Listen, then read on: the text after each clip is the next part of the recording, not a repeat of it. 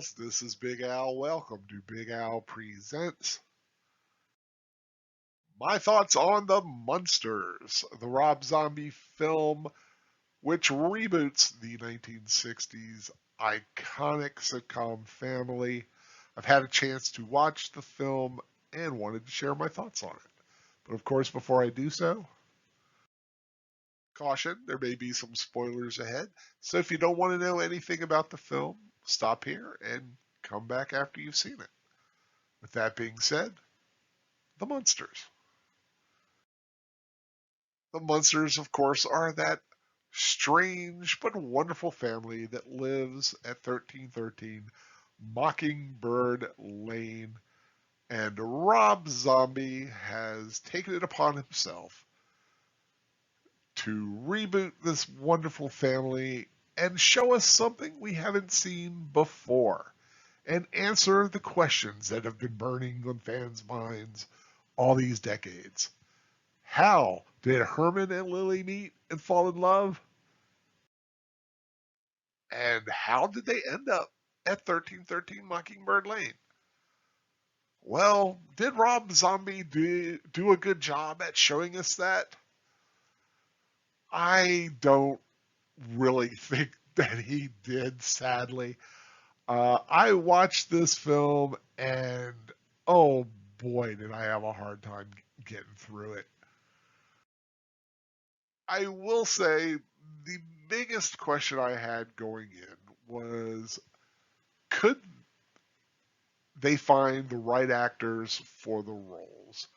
Now, when I saw the trailer, I was cautiously optimistic about Sherry Moon Zappa as Lily and Daniel Roebuck as Grandpa, but I had zero hope for Jeff Daniel Phillips. But in this case, I can gladly say I was wrong about Jeff Daniel Phillips. He was a lot better than I anticipated.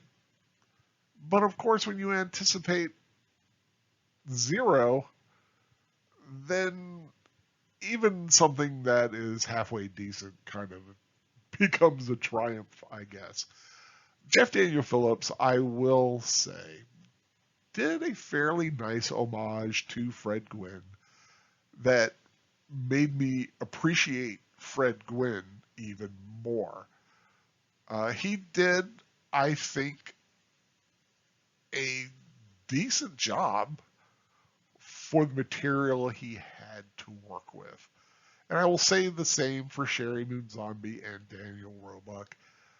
The actors themselves, I think, did what they could and did what was asked.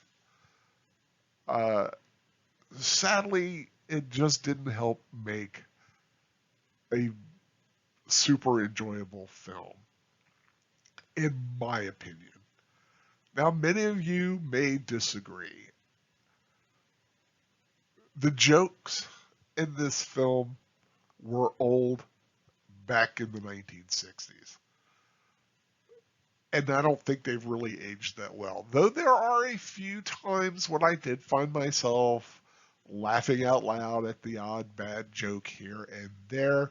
Most of them landed flat, and I just couldn't even crack a smile about it. There is a very good cast in this film, and a lot of pretty good makeup. Sylvester McCoy is in this film. Many know from Doctor Who or as Radagast in the Hobbit films.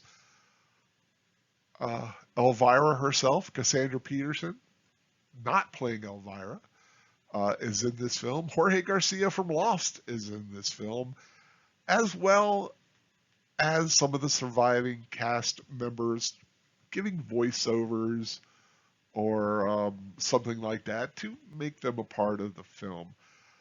But it is just a very strange connection of very bad skits that just feel off.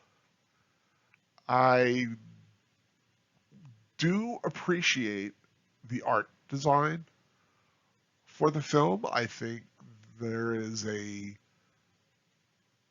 great use of color in the film. There are some very unique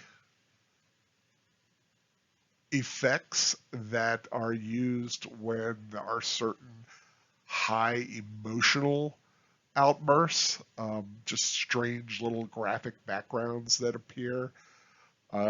Anybody who's watched Creepshow may kind of understand what I'm talking about. I think you definitely will if you do watch this film. But it just to me felt like a very bad, as I said, a very bad connection of skits that you would find on Saturday Night Live being shown after 12:30, where they bury the bad skits. Uh, there are a few, like I said, funny moments in the film, but it really.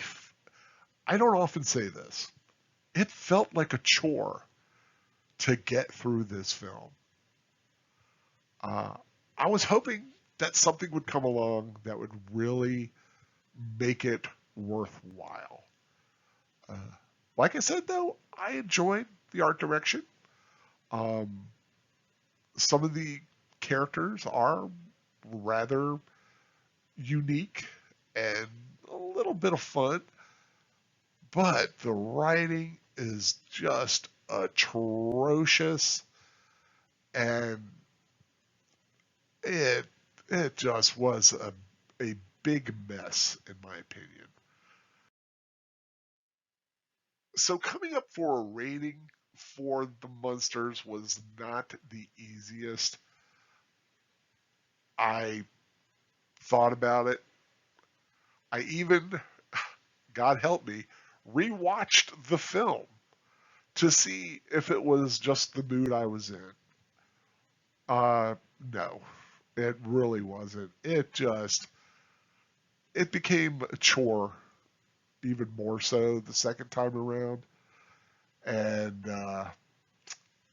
I really can't go any higher than 1.5 stars. And the only reason it's that high is because I liked some of the visuals. And I'll pop Herman some credit. He was better than I thought he was going to be. So I gotta at least give a half a star there.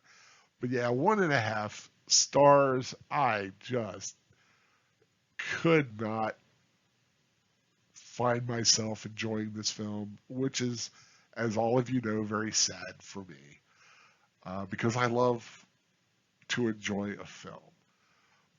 That being said, if you are dead set on watching this film, and you haven't by the time you hear what I'm saying here, this could be one of those kind of films that you will watch and you will find it the funniest thing you've ever seen and watch it every Halloween. Will I watch it again? Not on purpose. Or at least not by myself on purpose. If someone wants to do it as a rewatch, I'll give it a shot. But only as a rewatch. It's not going to find a home in my uh, collection or in my mind as something that's for repeat viewing. So yeah, 1.5 stars. Sadly, I just couldn't find it within me to go any higher. Uh, your mileage may vary though. It's one of those films. It really is. I Someone out there, I'm sure, is finding this film the funniest thing they've seen in years. I'm sure someone is going to think that. And I hope you do. If you decide to watch this film, I hope you love it. I truly do. Well, with that being said, I hope you did enjoy this review. If you haven't subscribed to my channel, Big Al Presents, I hope you do so. More reviews, rewatches, and rambles in the weeks and months to come. If you like this video, please give it a thumbs up and share it with some friends out there who are wondering about this film, either as a challenge or as a cautionary tale, whichever works for you. Like I said, whatever you do decide, if you do watch this eventually, or watch something else, I hope you enjoy it. I hope you love it, and I hope it becomes a classic in your consideration. But just not for me this time. Hope everyone has a great time finding something fun out there to watch. Take care. Until next time, goodbye.